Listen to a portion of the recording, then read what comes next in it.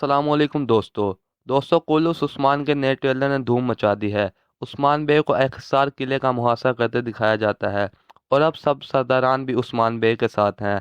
सब ने उस्मान बे की बैत कर ली है।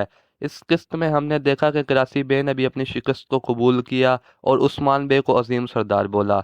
अब उस्मान बे वह सरहदी सरदार बन गए हैं जो मजबूत हैं।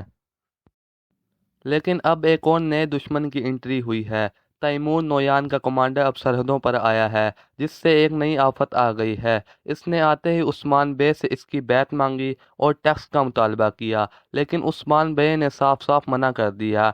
लेकिन मंगोलों ने एक कबीले पर हमला करके वहां सबको मार दिया। लेकिन दोस्तों आपको पता है, जब भी मंगोल आते हैं तो उस्मान बे का बहुत नुकसान करते हैं। अब सूफिया को कराची बे के साथ साथ एक और इत्तेहादी मिल गया है। अब मंगोल और सूफिया मिलकर उस्मान बे के खिलाफ चाल चलेंगे और हमला करेंगे। अब उस्मान बे को एक साथ दो रियासतों का मुकाबला करना है। तो मंगोलों के आने से कुलूस उस्मान का ट्विस्ट बढ़ गया है। अब उस्मान बे आगे क्या करेंगे ये जानने के लिए हमारे साथ बने रहें। और अगर आपने अभी तक हमारा चैनल सब्सक्राइब नहीं किया तो कर लें, ताकि आपको हर नई किस्त की जानकारी सबसे पहले मिल सके। जज़ाकल्लाह।